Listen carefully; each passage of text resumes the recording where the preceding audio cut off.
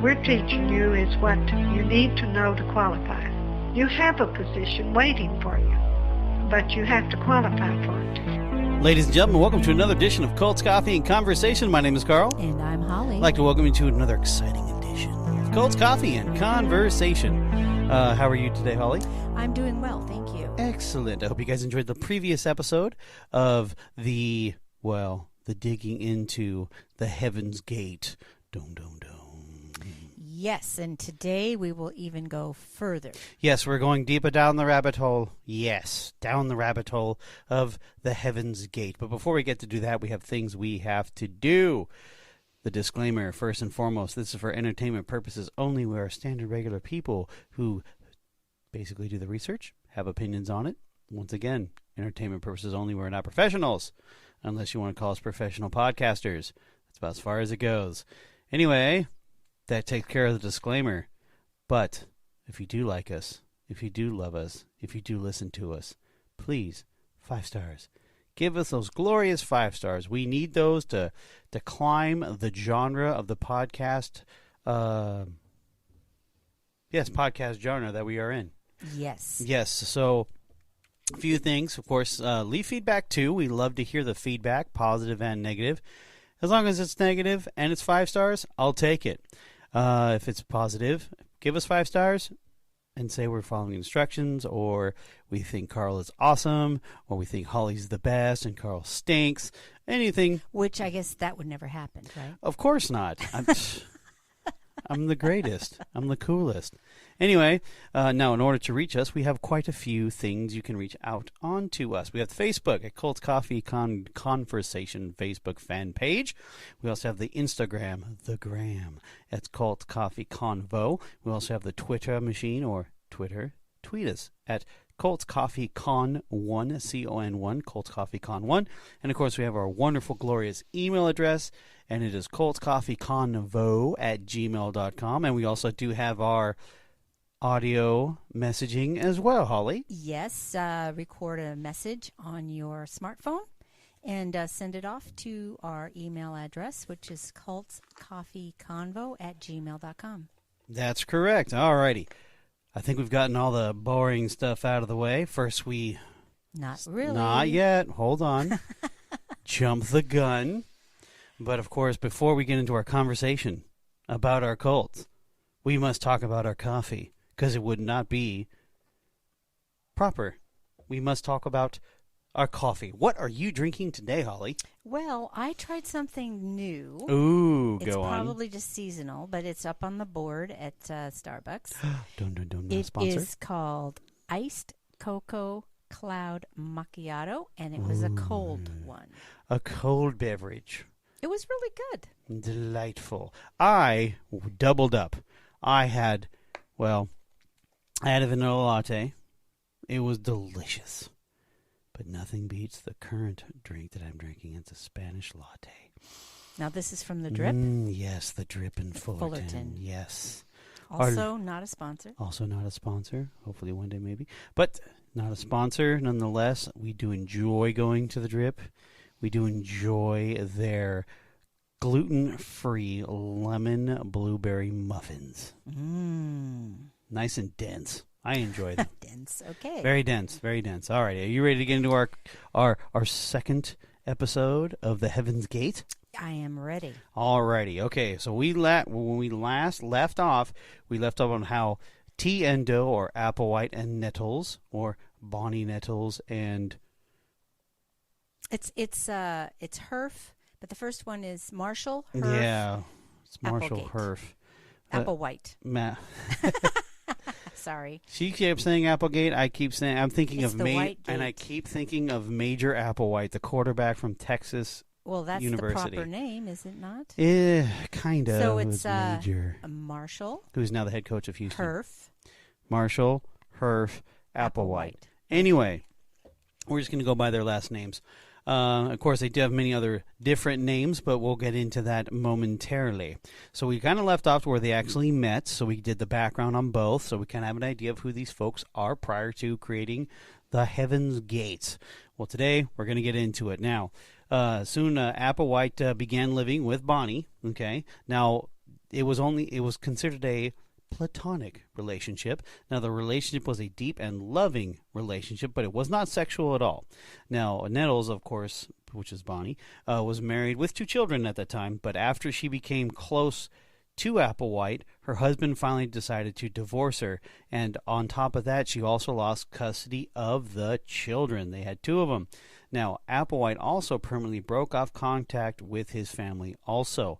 Now, later on, we find out that someone was doing right by the group, someone was doing wrong by the group, because it was important of the disconnection of the families. Okay, well, we'll get into that later, right? Oh, okay. I was going to say we can get it now, but... Oh, well, okay, I'm sorry. No, that's fine.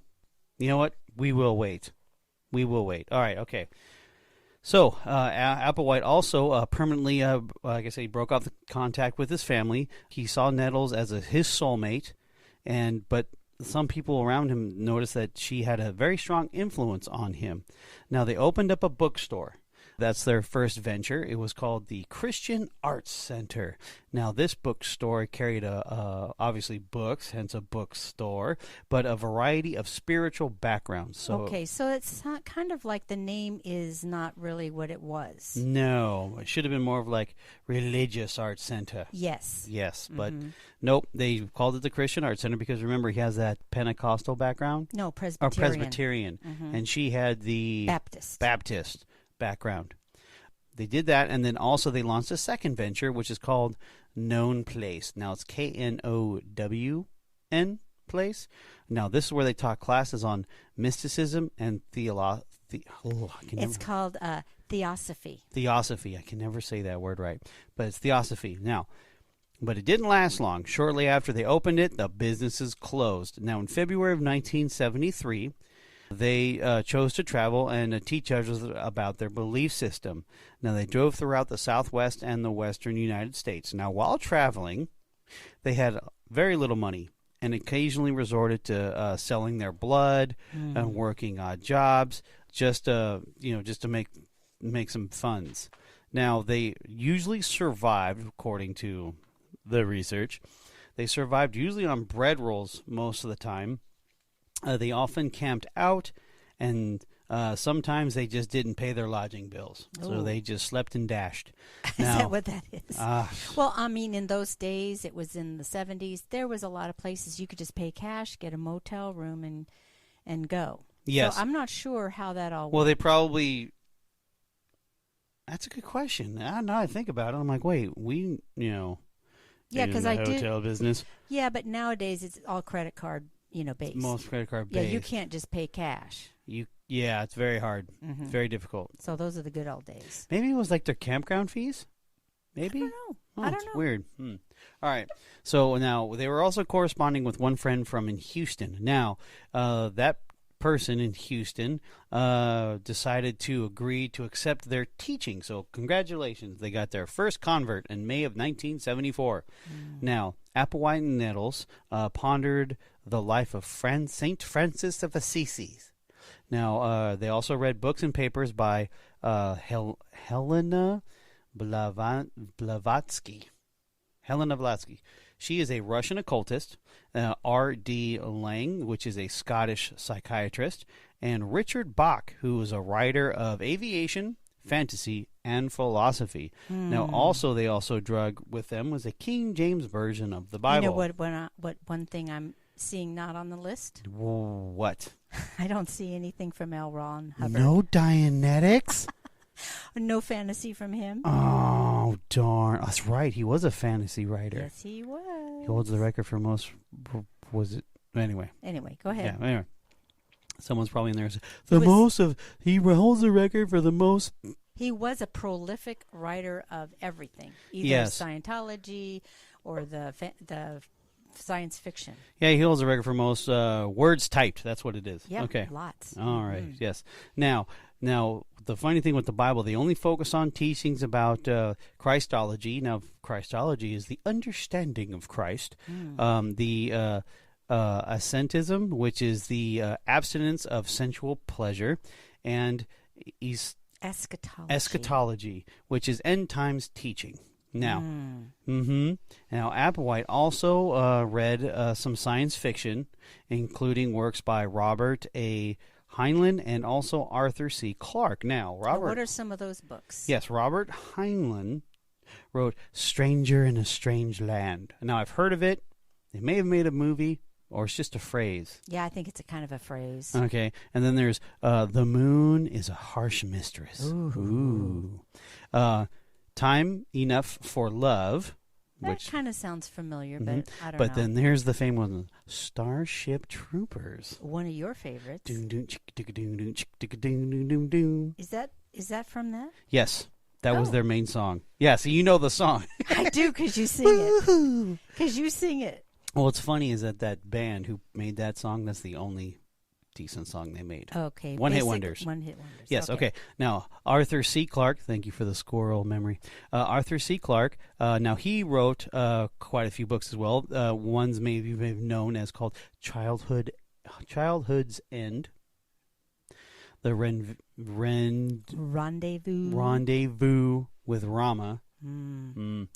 Sounds boring. Fountains of Paradise. Ooh, that sounds nice. And then, of course, everyone knows this. I've never seen the movie or read the book, but it's 2001, A Space Odyssey. So that is one of those things you need to watch to help your movie gap.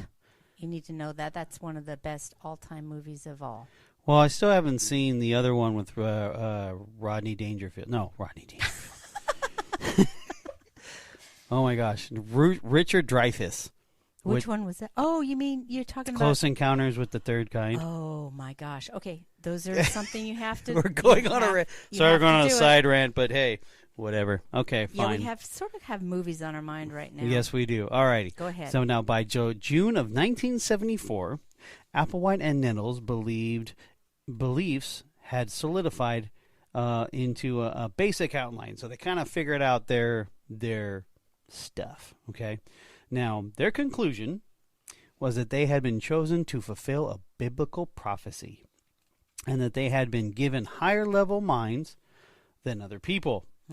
Yes, they claimed that they were the two witnesses described in the book of Revelation, which was Revelation 11:3, I believe, and visited churches and other groups to speak of their identities, and often referring themselves as the two or the UFO two. Now stop for a second. So if somebody came to the church or any church around here and said, oh, by the way, we're the two, can we speak at your church? Wouldn't that be kind of like, no?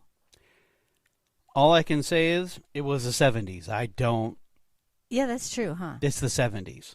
I'm wondering if somehow they said it in a different way, and then when they finally got up to the pulpit... You know what, I bet you that's probably what they did. They probably hook, line, and sinkered them. Yeah, be like, God has come to me to give you a message to your congregation. And that could be for like... this and that. And certain churches are into that.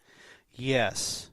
And then next thing you know, there's sin in the camp, and then it all gets torn down. Okay, go ahead. All right, Sorry about that. No, that's fine. But good observation. Now, they believed that they would be killed and restored to life, and in a view of others, transported onto a spaceship. The event was called the demonstration. Now, they kind of took it off of when Jesus was crucified and he rose again, and then he actually ascended up into heaven. Yes. That's kind of their model of yes, what they that's were saying. their version. Okay. Yes, the science fiction version. Kind of, they're putting themselves as God. Yes, a deity at least. Yes. Okay. Well, their ideas were poorly received. I guess so. Obviously. Now, in 1975, this is where it gets a little interesting. Applewhite was arrested. Why was he arrested? Because he was failing to return a rental car. So he was jailed for 6 months. Now, I understand that he was his divine right to keep the rental car. Of course, if they are the two, and the rules don't apply. Of course they don't. Now, of course, in jail, he further developed his theology. So right, because he had time. Got nothing else better to do. Well, he had time. We call it. He went to Bible college. Right? Yes, he went to Bible college. Anyway.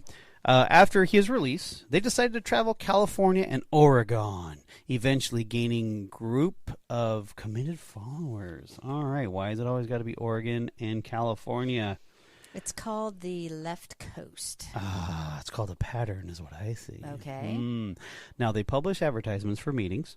Okay, they were used to recruit disciples. Now, they called their disciples the crew, or just crew, later known as crew members. Right, because they're in a sense of being in the ship. Yes, Okay. the space-themed Yes. belief system. Now, at the events, they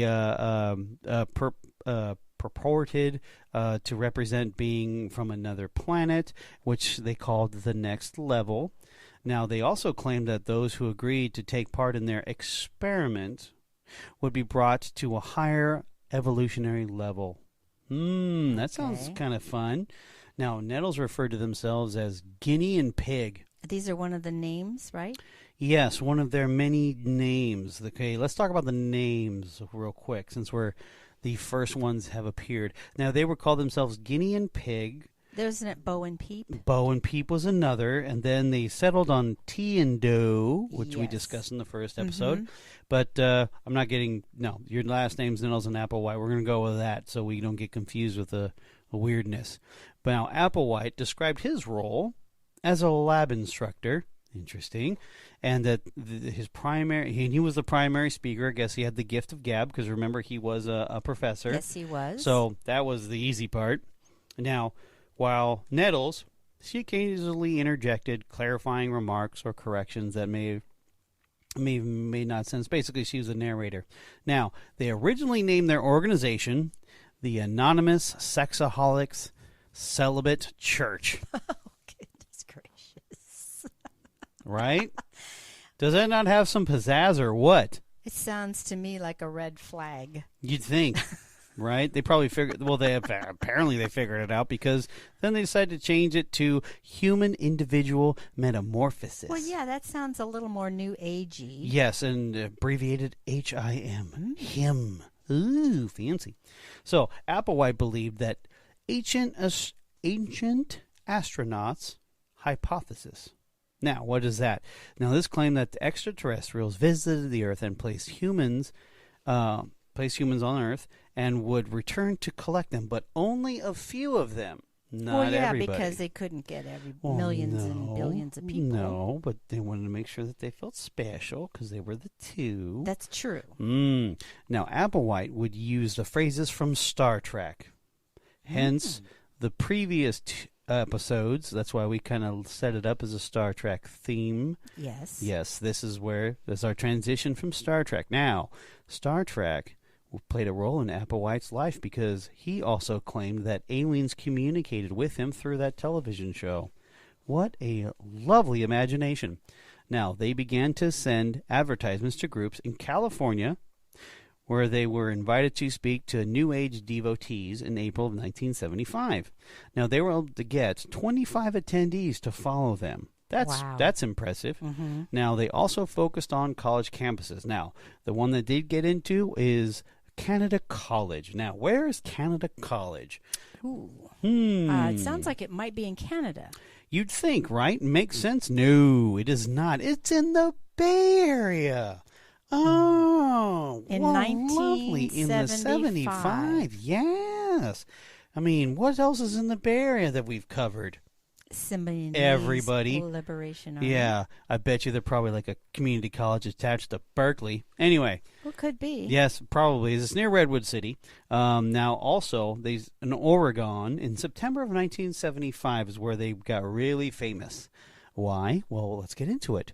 They were able to recruit successfully 30 people to leave their homes to follow them, and that got interest from the local media. Now, this, you'd think, would be a good piece. No, it was a negative piece. Now, the media coverage, of course, found former members. They accused them of brainwashing, and they were also mocking the group as well. They also are saying that Applewhite and Nettles used pressure tactics by basically saying we're only seeking devoted followers, no wishy-washies.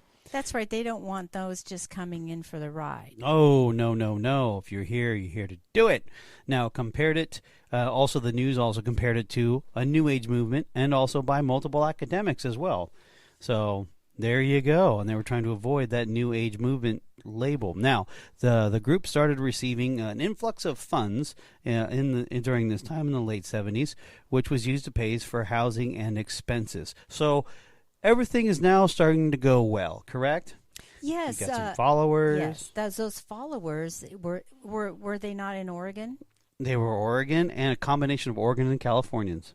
I think their main thing was that hit the media is all of a sudden everybody disappeared.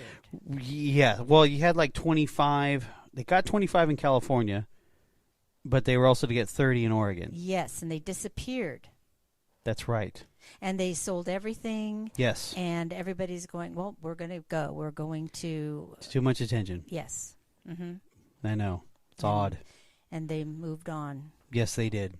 But it did hit the national news. It did hit the national news. You are correct. So everything's going well. They got some followers, some cash flow. Things are starting to look good. They got what they needed, and they disappeared.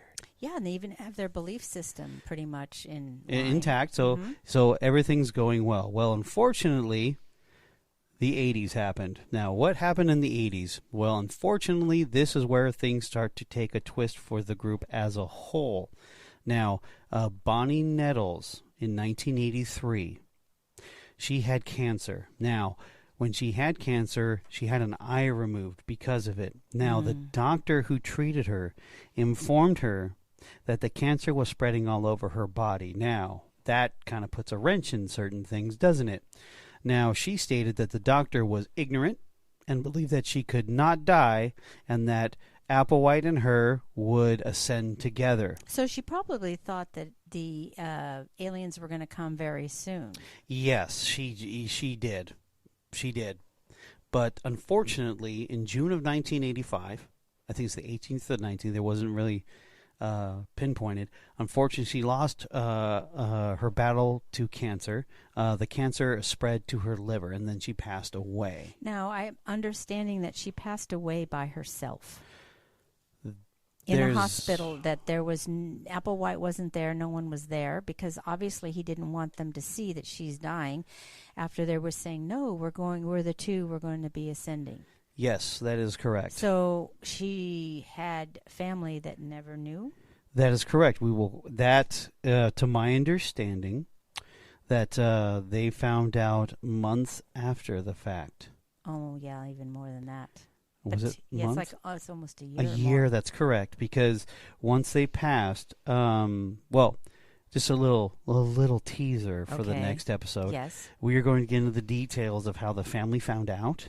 Oh. Because after this incident happened, what is Mr. Applewhite going to do? Because we've discussed early in the previous episodes that she was the actual true leader of this movement. Yes. So now she is gone.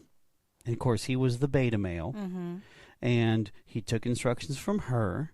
So now she's gone. Now he is now in the leadership seat. Yes. I guess in the group they had check partners. Yes, they did. And everyone had someone who they had to account to. That is correct. And normally they would put you with someone you didn't really care for, or it wasn't a fit. But that's good because they didn't want anybody to get romantically involved. That is correct. But Bonnie Nettles was Applewhite's check partner. And now obviously she's gone, and there's no replacement for that. There is not. So there's a turning point here that you're going to get into next massive time. Turning point. That is correct. And so, like I said, we'll get into the more detailed information in regard to that. But this is where I feel that we be the best place to stop. Okay. Because this is where if you think it's weird now, wait till next week where you're going to sit there and go, well, wait till next week. We'll just leave it at that. Okay. And on that note, good night, Holly. Good night, Carl.